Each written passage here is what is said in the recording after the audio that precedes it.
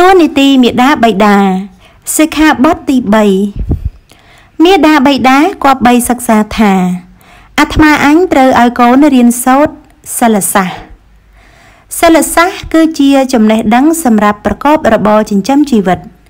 មានចំណេះខាងជាងជាដើម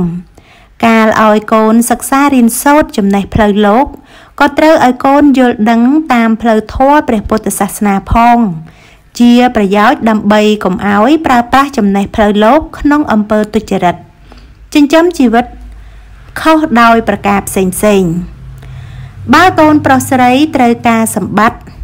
ត្រូវការទីពឹងសម្រាប់រស់ត្រូវកុំខ្ជិលច្រអូសត្រូវកុំសែបគប់ជាមួយមនុស្សមិនល្អត្រូវវាអបាយមុខគ្រប់យ៉ាងឲ្យឆ្ងាយហើយកុំប្រព្រឹត្តនៅអ្វីដែលជាការបំភ្លេចបំផ្លាញនៅស្មារតីរបស់ខ្លួនឯងឲ្យសោះត្រូវប្រឹងសិក្សារៀនសូត្រនិងបដិបត្តិនៅហេតុបច្ច័យនៃសម្បត្តិទាំងពួងព្រោះសម្បត្តិទាំងពួងមានការងារជាហេតុសំខាន់សូមកូនប្រុសស្រី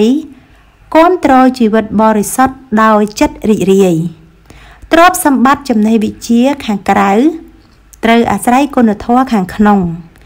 ទើបមានប្រយោជន៍ពិតជាម្លប់របស់ជីវិត